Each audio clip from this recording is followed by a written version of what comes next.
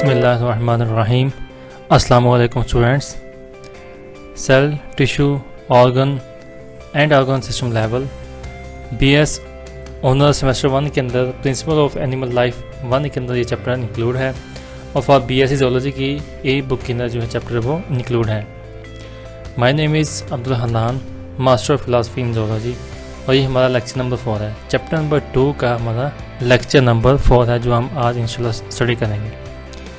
तो पहले थोड़ा बहुत हम पिछले लेक्चर 1, 2 और 3 के बारे में थोड़ा डिस्कस करेंगे, उसके कौन कौन सी चीज़ें पढ़ी थी। तो उनके अंदर हमने सेल के बारे में डिस्कस किया था कि सेल क्या होता है जी। सेल के जो मेन कंपोनेंट्स हैं, 3 मेन कंपोनेंट्स, मेजर कंपोनेंट्स किया। फिर हमने प्रोकैरियोट, यूकैरियोट्स के दरमियान में फ़र्क देखा। देन हमने हेरेडिटी को डिस्कस किया था, मल्टी सेलुलर एल की। उसके बाद हमने डिस्कस किया था why are more cell small, cell का साइज़ इतना स्मॉल क्यों है, और ये स्मॉल साइज़ होने की वजह से सेल को जो है वो सेल को कौन कौन सा फ़ायदा है साइज़ के स्मॉल होने की वजह से, इसको हम किया था। देन हमने स्ट्रक्चर देखा था कि एक ऑर्गेनाइज्ड सेल का, जनरलाइज सेल का, एनिमल सेल का स्ट्रक्चर देखा था। फिर उसके बाद हमने सेल मेम्ब्रेन जो कि कंपोनेंट है सेल का, स्टडी किया था कि ये आउटर मोस्ट सेल वॉल होती है सेल की। उसके बाद हमने सेल मेम्ब्रेन का जो फ्लूइड मोज़ेक मॉडल है उसको डिस्कस किया। हमने जो है वो फ्लूइड मोज़ेक मॉडल के जो मेन पॉइंट्स थे उनके बारे में पढ़ा कि ये जो सेल मेम्ब्रेन है वो किन किन कंपोनेंट से मिलके होती है। देन हमने सेल मेम्ब्रेन का जो एक स्ट्रक्चर थी, जनरलाइज स्ट्रक्चर है, उसको स्टडी किया था। उसके बाद हमने फंक्शन ऑफ सेल मेम्ब्रेन के सेल मेम्ब्रेन क्या कौन कौन सा फंक्शन है कि ये रेगुलेशन करती है मटेरियल को, सेपरेशन है, provide low surface area, site for receptors, maintain cellular environment जो है। इसके बाद हमने types of movement across cell plasma membrane के, प्लाज्मा मेम्ब्रेन के अंदर से कौन कौन सी मूवमेंट हो रही है सेल के अंदर, ये सेल वो स्टडी किया। उसके बाद हमने साइटोप्लाज्म को डिस्कस किया कि साइटोप्लाज्म क्या होता है जी और कौन से इसके पार्ट्स हैं, और इसके अलावा ये साइटोप्लाज्म के स्ट्रक्चर का था हमने। फिर हमने राइबोसोम को देखा कि राइबोसोम क्या होते हैं, ये प्रोटीन फैक्ट्री है अंदर, तो उसके बारे में स्टडी किया था हमने। फिर हमने एंडोप्लाज्मिक रेटिकुलम के बारे में स्टडी किया कि एंडोप्लाज्मिक रेटिकुलम कौन सी ऑर्गेनेलिज हैं, इसकी कितनी टाइप्स हैं और इसकी स्ट्रक्चर। उसके बाद जो स्मूथ एंडोप्लाज्मिक रेटिकुलम है उसका क्या फंक्शन है सेल के अंदर, कौन कौन से फंक्शन है। देन हमने रफ एंडोप्लाज्मिक रेटिकुलम के बारे में स्टडी किया था कि और इसके बारे में कौन कौन से फॉर्म करते हैं। तो उसके बाद हमने गोल्जी एपेटस को स्टडी किया कि ये किसने डिस्कवर किया था और इसका जो है स्ट्रक्चर कैसी है, और स्ट्रक्चर के बाद हमने गोल्जी एपेटस के फंक्शन की स्टडी किया था। और फिर हमने ये पढ़ा था कि जो गोल्जी एपेटस हैं उसकी फॉर्मेशन कैसी होती है किसी भी सेल के अंदर। तो ये हमारे लेक्चर में 1, 2 और 3 किया जो हमने पिछले स्टडी। आज से हम शुरू करने जा रहे हैं लाइसोसोम के बारे में। Lysosome were discovered by Belgian cytologist Christian René de Duve in 1950s के अंदर। 1950s के अंदर डी डव ने लाइसोसोम को जो है वो डिस्कवर किया था। Lysosome contain a wide variety of hydrolytic enzymes. इनके अंदर एंजाइम्स होते हैं that break down macro molecules such as nucleic acid, protein and polysaccharides.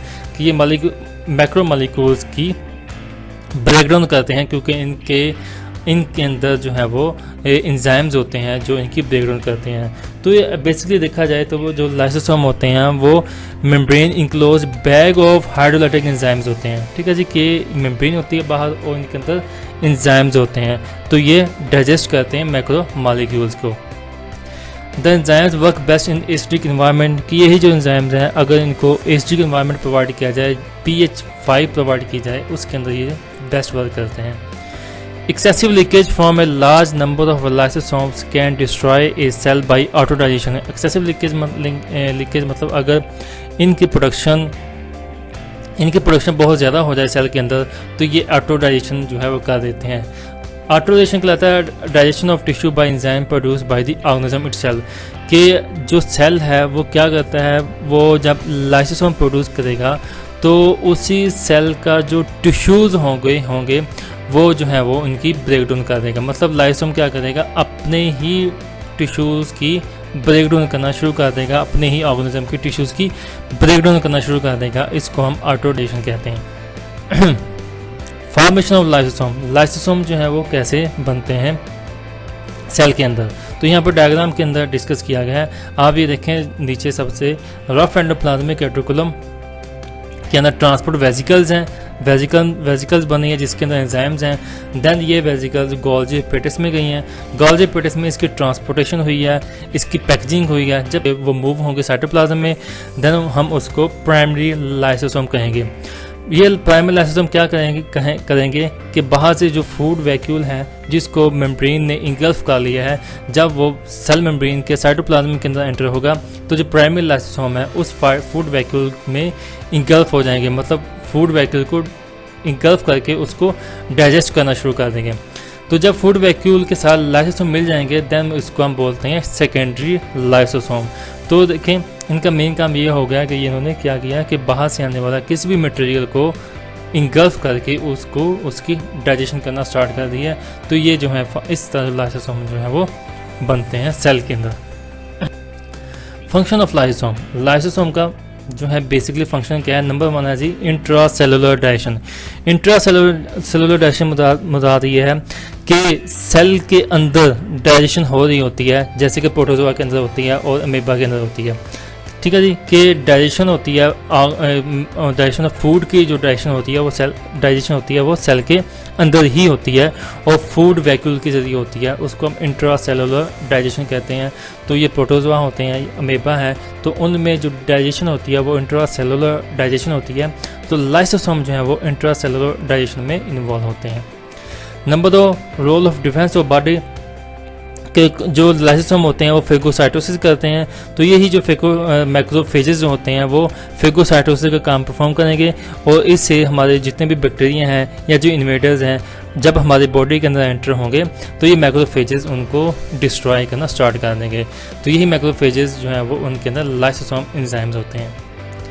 Autophagy है कि हाइड्रोलिक एंजाइम क्या करेंगे, रिसाइकल करते हैं किसी भी ऑर्गेनिक मटेरियल को सेल के अंदर जो ऑर्गेनिक मटेरियल है उसको रिसाइकल करेंगे और उसको हम बोलते हैं ऑटोफेजी, कि सेल का अपना ही ऑर्गेनिक मटेरियल को रिसाइकल कर देना ऑटोफेजी कहलाता है।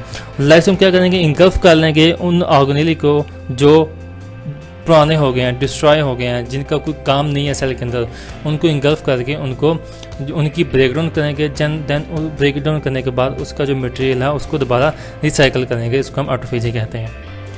प्रोग्राम डिस्ट्रक्शन ऑफ सेल जो है वो भी लाइसोसोम एंजाइम की मदद से ही होती हैं और ये ऑर्गेनिज्म के अंदर ही प्रेजेंट होता है। इसके अंदर ये होता है कि डिस्ट्रक्शन हो जाती है important development of many organism, कि यही जो प्रोग्राम डिस्ट्रक्शन ऑफ सेल है ये बहुत इंपॉर्टेंट होती है बहुत से ऑर्गेनिज्म के अंदर। मसलन फॉर एग्जांपल अगर हम देखें तो टेडपोल के अंदर जो टेल होती है उसको डिस्ट्रॉय करने के लिए एंजाइम क्या करेंगे जी, कि टेल को डिस्ट्रॉय कर देंगे, जो कि प्रोग्राम डिस्ट्रक्शन ऑफ सेल होता है, सेल को डिस्ट्रॉय कर देंगे। इसके अलावा जो ह्यूमन के फिंगर्स के दरमियान में जो स्पेस है, ह्यूमन एम्ब्रियो के दरमियान में जो फिंगर्स हैं उनके दरमियान में जो वेब बनी हुई है, स्पेस है, तो ये भी इसी प्रोग्राम डिस्ट्रक्शन की वजह से ही है कि इन वेब के दरमियान में, स्पेस के दरमियान में जो सेल्स होते हैं इसको डिस्ट्रॉय कर देंगे। तो यहाँ पे क्या गैप बन जाएगा फिंगर्स के दरमियान। लाइसोसोम और ह्यूमन डिजीज़, कुछ लाइसोसोम जो है अगर इनकी प्रोडक्शन कम होनी शुरू हो जाए, इनकी प्रोडक्शन कम हो तो ये डिजीज़ कॉज भी कर सकते हैं। नंबर 1 है पॉम्स डिजीज़। पॉम डिजीज़ ये होती है अगर लाइसोसोम, वो वाले लाइसोसोम जो पॉलीसेकेराइड की ब्रेकडाउन करें, वो वाले लाइसोसोम जो पॉलीसेकेराइड मतलब कार्बोहाइड्रेट्स की ब्रेकडाउन करें, अगर वो लेक हो जाएं, कम हो जाएं, वो प्रोड्यूस ना हो तो डिजीज़ पैदा हो सकती है, जिसकी वजह से लिवर डैमेज होगा। कैसे? क्योंकि उसके अंदर ग्लाइकोजन की जो एक्युमुलेशन है वो बहुत ज़्यादा बढ़ जाएगी। नंबर 2 है जी सैक डिजीज़। सैक डिजीज़ में ये होता है कि जो लिपिड को डिस्ट्रॉय करते हैं, लिपिड को डाइजेशन करते हैं एंजाइम्स, वो मिस होते हैं, जिसकी वजह से ब्रेन के अंदर ये जो लिपिड्स हैं वो जो है वो एक्युमुलेट होना स्टार्ट हो जाएंगे और ब्रेन को क्या करना शुरू कर देंगे, डैमेज करना शुरू कर देंगे। तो पॉम्प डिजीज़ में होता है कि वो वाले एंजाइम मिसिंग होती हैं जो कार्बोहाइड्रेट की डाइजेशन करते हैं, और सैक्स डिजीज़ में ये होता है कि वो वाले एंजाइम मिसिंग होते हैं जो लिपिड्स की डाइजेशन करते हैं। Next mitochondria. Mitochondria also called power of cell. Power house of cell इसलिए कहते हैं क्योंकि ये एनर्जी प्रोवाइड करते हैं in the form of ATP. Mitochondria membrane bound organelle होती हैं, found in the cytoplasm of almost all eukaryote cell. The primary function of which is generate large quantity of energy in the form of ATP। ठीक है जी, कि ATP की form में energy जो है वो जनरेट करते हैं। ATP होता है एडेनोसिन ट्राइफॉस्फेट, तो ATP की फॉर्म के अंदर ये एनर्जी जो है वो जनरेट करते हैं। Number of mitochondria per cell varies widely. Mitochondria के नंबर है वो डिफरेंट होते हैं डिफरेंट सेल के अंदर। For example in human erythrocytes do not contain any mitochondria. जो रेड ब्लड सेल्स हैं उनके अंदर माइटोकॉन्ड्रिया नहीं होते। अब इसकी जो मेन रीज़न ये है कि रेड ब्लड सेल्स के अंदर माइटोकॉन्ड्रिया इसलिए नहीं होते क्योंकि रेड ब्लड सेल्स को ज़्यादा एरिया रिक्वायर होता है। एरिया चाहिए किसके लिए? ऑक्सीजन को बाइंड करने के लिए। तो ऑक्सीजन को बाइंड करने के लिए इनको बहुत ज़्यादा एरिया चाहिए। तो उस एरिया जो है वो एरिया को इस तरह इंक्रीज़ करते हैं कि इनके अंदर न्यूक्लियस और माइटोकॉन्ड्रिया वगैरह नहीं होते, जिसकी वजह से इनका एरिया जो है वो ज़्यादा हो जाएगा। एरिया ज़्यादा होने की वजह से ऑक्सीजन जो है वो ईजिली बाइंड हो जाएगी। अब हमने पीछे ATP की बात की है कि ये माइटोकॉन्ड्रिया पावर हाउस होते हैं, तो रेड ब्लड सेल्स को भी एनर्जी की ज़रूरत होती है, लेकिन एनर्जी उनको मिलती है ग्लाइकोलाइसिस से और क्रेब्स साइकिल से और इलेक्ट्रॉन ट्रांसपोर्ट चेन से इनको एनर्जी मिलती है। ठीक होगा जी। We are liver cell and muscle cell में contain 100 of even 1000 of ATP। Liver cell और मसल सेल के अंदर बहुत ज़्यादा माइटोकॉन्ड्रिया होते हैं। लिवर सेल ने क्योंकि ब्रेकडाउन करनी होती है जी लिपिड्स की, इसके अलावा कार्बोहाइड्रेट्स की, इसके अलावा प्रोटीन की, इसलिए इनको एनर्जी की ज़रूरत होती है, इसलिए इसके अंदर माइटोकॉन्ड्रिया बहुत ज़्यादा होते हैं। मसल सेल ने कॉन्ट्रैक्ट करना होता है, मूव करना होता है, मूवमेंट में इन्वॉल्व होते हैं, तो एनर्जी की इनको भी बहुत ज़्यादा ज़रूरत होती है। तो माइटोकॉन्ड्रिया इसके अंदर भी बहुत ज़्यादा। स्ट्रक्चर देखें माइटोकॉन्ड्रिया की, आपके सामने स्ट्रक्चर नज़र आ रही है कि माइटोकॉन्ड्रिया जो है एक डबल मेम्ब्रेन स्ट्रक्चर है। एक जो है वो जो मेम्ब्रेन जो है 2 कंपार्टमेंट बनाती है। एक आउटर कंपार्टमेंट है जी, एक इनर कंपार्टमेंट है। इनर कंपार्टमेंट में माइटोकॉन्ड्रिया मैट्रिक्स होते हैं और जो आउटर कंपार्टमेंट है इसके अंदर जो है वो आउटर और इनर मेम्ब्रेन होती है। ठीक है, एक बाहर वाली मेम्ब्रेन है और एक अंदर वाली मेम्ब्रेन है। अंदर वाली मेम्ब्रेन जो होती है वो इनफोल्डिंग बनाती है और उस इनफोल्डिंग को हम क्रिस्टी बोलते हैं। माइटोकॉन्ड्रियल और इसके अंदर जो साइटोप्लाज्म होता है जिसको हम माइटोकॉन्ड्रियल मैट्रिक्स बोलते हैं, और इस माइटोकॉन्ड्रियल मैट्रिक्स के अंदर जो है मेनली जो इसके अंदर सर्कुलर DNA और राइबोसोम भी होते हैं। माइटोकॉन्ड्रियल मैट्रिक्स के अंदर सर्कुलर DNA और राइबोसोम भी होते हैं, इसलिए हम ये कह सकते हैं कि माइटोकॉन्ड्रिया जो है खुद डिवाइड रेप्लिकेशन कर सकते हैं। ठीक है जी। माइटोकॉन्ड्रिया क्रस्ट क्या है जी कि माइटोकॉन्ड्रिया की जो इनर मेम्ब्रेन है वो इनफोल्डिंग बनाती है और इस इनफोल्डिंग को हम क्रिस्टी बोलते हैं। ठीक है, और ये क्रिस्टी बोलते हैं तो ये क्या करता है, सरफेस एरिया को लार्ज करता है। क्योंकि ये इनफोल्डिंग क्या करेगी कि मेम्ब्रेन का सरफेस एरिया इंक्रीज़ हो जाएगा। मेम्ब्रेन का जब सरफेस एरिया इंक्रीज़ होगा तो यहाँ पे जो रिएक्शंस होंगे उनको मतलब सरफेस उनको एरिया ज़्यादा मिल जाएगा, जिसकी वजह से यहाँ पे ATP जो है वो भी ज़्यादा प्रोड्यूस होंगे। और इसके अंदर आप देख रहे हैं कि F1 पार्टिकल्स होते हैं, तो F1 पार्टिकल को हम एलिमेंट्री भी कहते हैं। तो F1 पार्टिकल का तकरीबन जो डायमीटर है वो 8.5 नैनोमीटर होता है जी। ठीक है जी, इनका डायमीटर 8.5 नैनोमीटर होता है और इनका मेन काम ये होता है कि ये इस F1 पार्टिकल के अंदर ऑक्सीडेशन होती है और फास्फोराइलेशन होती है। ऑक्सीडेशन और फास्फोराइलेशन से जो NADPH बनते हैं या FADH बनते हैं, उनकी ऑक्सीडेशन होती है। ऑक्सीडेशन भी होती है, फास्फोराइलेशन भी होती है, और NADH से और FADH से फर्दर ATPs बनते हैं। तो F1 पोर्शन जो F1 पार्टिकल का पोर्शन है, जो इनर मेम्ब्रेन के साथ F1 पार्टिकल लगे हुए हैं, तो इनका मेन काम ये होता है, ये ऑक्सीडेटिव फास्फोराइलेशन में जो है हेल्पफुल होते हैं, मतलब ये ATP बनाने में मदद देते हैं। ठीक है जी, ये जो है एक में जो है इसकी स्ट्रक्चर हो गई माइटोकॉन्ड्रिया की। नेक्स्ट है function of mitochondria. Following step take place during oxidation reduction reaction in mitochondria. Number 1 है माइटोकॉन्ड्रिया मैट्रिक्स के अंदर Krebs cycle. Number 2 alpha and beta oxidation of fat. कि जो माइटोकॉन्ड्रियल मैट्रिक्स है, मतलब माइटोकॉन्ड्रिया का जो साइटोप्लाज्म है उसके अंदर क्रेब्स साइकिल होता है, और क्रेब्स साइकिल क्या है वो इंशाल्लाह हम अगली क्लासेस के अंदर स्टडी करेंगे। अल्फा बीटा ऑक्सीडेशन होती है जी फैट्स की। इनर मेम्ब्रेन की बात करें, electron transport chain, ATP synthesis by oxidative phosphorylation. ठीक है जी, अब ऑक्सीडेटिव फास्फोराइलेशन क्या है? Process in which ATP is formed as a result of the transfer of electron from NADH और FADH to oxygen by series of electron carrier. कि electron transport chain की मदद से जो इलेक्ट्रॉन ट्रांसफर हो रहा है NADH और FeDH से ऑक्सीजन में, जिसकी मदद से ATP बनते हैं जो ऑक्सीडेटिव फॉस्फोरिलेशन कहलाता है। तो ये इनर मेम्ब्रेन के अंदर जो है वो होते हैं, ये वाला रिएक्शन इनर मेम्ब्रेन के अंदर। नेक्स्ट है साइटोस्केलेटन।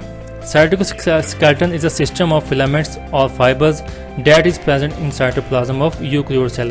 कि ये साइटोस्केलेटन जो है वो एक फिलामेंट्स होते हैं, फाइबर्स होते हैं जो यूकैरियोटिक सेल के अंदर जो है वो प्रेजेंट होते हैं। ये आपको डायग्राम नजर आ रही है साइटोस्केलेटन की। साइटोस्केलेटन हम ये कह सकते हैं कि जैसे ह्यूमन के अंदर स्केलेटन होता है जो कि हमारी बॉडी को सपोर्ट करता है, इसी तरह सेल के अंदर ये साइटोस्केलेटन उसको सपोर्ट प्रोवाइड करता है। ये देखिए, प्लाज्मा मेम्ब्रेन है, प्लाज्मा मेम्ब्रेन के नीचे आपको राइबोसोम जो है नजर आ रहे हैं, रफ एंडोप्लाज्मिक रेटिकुलम जो है, और इधर आपको साइटोस्केलेटन के जो 3 मेन जो है इसकी डिवीज़न आगे माइक्रोफिलामेंट्स, इंटरमीडिएट फिलामेंट्स और माइक्रोट्यूब्यूल्स, ये आपको लगे हुए नजर आ रही हैं। तो ये आप एक स्केलेटन टाइप है सेल के अंदर जो सेल को सपोर्ट देता है, सपोर्ट प्रोवाइड करता है। तो ये कहलाते हैं जी cytoskeleton. Function of cytoskeleton, number 1 give mechanical support. तो जो पहला फंक्शन है जी कि मैकेनिकल सपोर्ट प्रोवाइड करते हैं सेल को और इसकी शेप को मेंटेन रखते हैं। और इसके अलावा क्योंकि एनिमल सेल के अंदर सेल वॉल नहीं होती तो इसलिए ये जो है वो सेल की शेप को मेंटेन रखते हैं। नंबर 2 एंकर दी ऑर्गेनेली। जो साइटोस्केलेटन जो है वो जितनी भी ऑर्गेनेलीज हैं उनको अपनी जगह पर, अपनी प्लेस पर जो है वो वहाँ पे एंकर करके रखते हैं, वहाँ पे जोड़े रखते हैं। Allow the change of shape of cell, कि ये क्या करते हैं कि enable the cell to change its shape. The cytoskeleton can जो है वो एक जगह से ब्रेक होकर नई जगह पे जो है वो बन सकते हैं। ठीक है जी, कि ये शेप को चेंज कर सकती हैं कि एक जगह से ब्रेक होकर नई जगह पे जाके वहाँ बन जाएंगे, जिसकी वजह से सेल की शेप भी चेंज हो सकती है। मूवमेंट ऑफ सेल, तो ये साइटोस्केलेटन सेल की मोटिलिटी में भी इन्वॉल्व होते हैं। तो मूवमेंट ऑफ सेल जो है वो उसके अंदर जो है इन्वॉल्व होते हैं कि ऑर्गेनेलीज के अंदर, सेल के अंदर जो ऑर्गेनेलीज हैं वो भी मूव कर सकती हैं साइटोस्केलेटन की मदद से। Streaming movement of cytoplasm. Number 6 vesicle move. तो साइटोस्केलेटन जो है एक एरिया प्रोवाइड करती है जिसमें से वेजिकल जो है वो सेल के अंदर इजीली एंटर भी हो सकती हैं और सेल में से जो है वो बाहर भी जा सकती हैं। तो वेजिकल जो है वो इसलिए मूव करती हैं। नेक्स्ट है जी टाइप्स ऑफ साइटोस्केलेटन। साइटोस्केलेटन की फर्दर 3 टाइप्स हैं। माइक्रोट्यूब्यूल्स होते हैं, माइक्रोफिलामेंट्स होते हैं और इंटरमीडिएट फिलामेंट्स होते हैं। सबको एक 1 बाय 1 डिस्कस करते हैं। Number 1 microtubules. माइक्रोट्यूब्यूल्स की आप डायग्राम देख रहे हैं कि ये माइक्रोट्यूब्यूल्स होती हैं। स्ट्रक्चर की बात करें तो हॉलो होती हैं, हॉलो ट्यूब्स होती हैं। Wall consist of 13 column of tubular molecule, और इनकी जो वॉल होती है वो ट्यूबुलर प्रोटीन से मिलकर बनी होती है। और इनका जो डायमीटर होता है वो 25 नैनोमीटर है। और ये इसके अंदर 2 किस्म की ट्यूबुलर प्रोटीन होती हैं, एक होती है अल्फा ट्यूबुलर प्रोटीन, दूसरी होती है बीटा। अब इनके डायमीटर की बात करें 25 नैनोमीटर होता है विद 15 नैनोमीटर ल्यूमन, के इनके अंदर जो गैप है, इस ट्यूब के अंदर जो गैप है ल्यूमन है वो 15 की होती है और टोटल डायमीटर 25 का होता है। प्रोटीन सब यूनिट्स कौन से हैं जी? ट्यूबुलन है, diameter consist of alpha and beta tubulin. Main function क्या है जी? Maintain of cell shape, cell motility में, मतलब सीलिया फ्लैजेला की जो मोटिलिटी होती है मूव करते हैं उनमें इन्वॉल्व है। Chromosome movement in cell division, जब क्रोमोसोम मूव करते हैं सेल डिवीजन के अंदर उनमें इन्वॉल्व है। नंबर 3 लास्ट है जी ऑर्गेनेली मूवमेंट, ऑर्गेनेली की जो मूवमेंट हो रही है उसमें ये साइटोस्केलेटन माइक्रोट्यूबुल इन्वॉल्व होती हैं। Number 2 microfilaments. माइक्रोफिलामेंट्स जो है अगर हम देखें तो ये एक्टिन सब यूनिट से मिलकर बने होते हैं, एक्टिन से मिलकर बने हैं। इनका जो डायमीटर है तकरीबन 7 नैनोमीटर के करीब होता है। स्ट्रक्चर की बात करें तो 2 intertwined structure of actin, each A polymer of actin सब यूनिट, के 2 एक्टिन जो सब यूनिट्स हैं वो एक दूसरे के साथ इस तरह जो है वो मिले होते हैं कि वो स्पाइरल कॉइल होते हैं एक दूसरे के साथ। इनका डायमीटर होता है 7 नैनोमीटर। प्रोटीन होती है इनके अंदर, एक्टिन प्रोटीन होती है। इनका फंक्शन क्या है जी? Maintain cell shape, change cell shape, muscle contraction के अंदर, क्योंकि ये हमारे जो मसल्स हैं उसके अंदर एक्टिन प्रोटीन होती है और एक्टिन प्रोटीन ही कंट्रैक्शन में इन्वॉल्व होती है मसल के। साइटोप्लाज्मिक स्ट्रीमिक मूवमेंट के अंदर इन्वॉल्व होते हैं और सेल मोटिलिटी में इन्वॉल्व होते हैं। इसके अलावा सेल डिवीजन में भी इनका मेन रोल होता है। Number 3 intermediate filament. Intermediate filament हम इसको इसलिए कहते हैं क्योंकि इनका जो डायमीटर है वो माइक्रोट्यूब्यूल और माइक्रोफिलामेंट्स के दरमियान होता है, बिटवीन होता है। स्ट्रक्चर की बात करें, fibrous protein suspended into the thicker cables, कि इनके अंदर जो प्रोटीन होती है वो फाइब्रस होती है, और फाइब्रस के आगे फर्दर एक प्रोटीन है कैटन, कि ये कैटन प्रोटीन से मिलकर जो है बने होते हैं। इनके डायमीटर की बात करें वो 8 से 12 नैनोमीटर होता है। प्रोटीन सबयूनिट्स कौन से हैं? One of the several different proteins of the cation family depends on sale type, कि कैटन फैमिली की बहुत सारे प्रोटीन, जैसे अभी हमने फाइब्रस सबयूनिट की बात की है, कैटन फैमिली की प्रोटीन जो है वो इसके अंदर इन्वॉल्व होती हैं जो स्ट्रक्चर को मेंटेन करती हैं। Main function membrane of cell shape की मेम्ब्रेन को मेंटेन करते हैं, anchors of muscle and anchors of nucleus and certain other organelles, nucleus को एंकर करते हैं अपनी जगह पे, और ऑर्गेनेल्स को अपनी जगह पे जो है वो जोड़ के रखती हैं। फॉर्मेशन ऑफ न्यूक्लियर लैमिना, जो न्यूक्लियर लैमिना की फॉर्मेशन में इन्वॉल्व होती हैं। अब न्यूक्लियर लैमिना ये होता है कि जो सेल का न्यूक्लियस है, उसके अंदर न्यूक्लियोलस होता है, उसके अलावा क्रोमेटिन मटेरियल होता है। तो न्यूक्लियोलस को अपनी जगह पे रहने के लिए, या क्रोमेटिन मटेरियल को, क्रोमोसोम को एक जगह पर रहने के लिए, तो ये जो माइक्रो इंटरमीडिएट फिलामेंट्स हैं वो उसके अंदर होते हैं, वो उनको एंकर किए होते हैं, उनको अपनी जगह पे जो है वो जोड़े हुए होते हैं। जैसे न्यूक्लियोलस के अंदर न्यूक्लियोलस को अपनी जगह पे जोड़ के रखा होता है उनको, तो इसको हम न्यूक्लियर लैमिना कहते हैं। Thanks for support. End of lecture number 4, chapter number 2 का लेक्चर नंबर 4 जो है वो ख़त्म हुआ है। नेक्स्ट इंशाल्लाह हम चैप्टर नंबर 2 के लेक्चर नंबर 5 के साथ इंशाल्लाह हम हाज़िर होंगे। तब तक के लिए अल्लाह हाफ़िज़, अस्सलाम।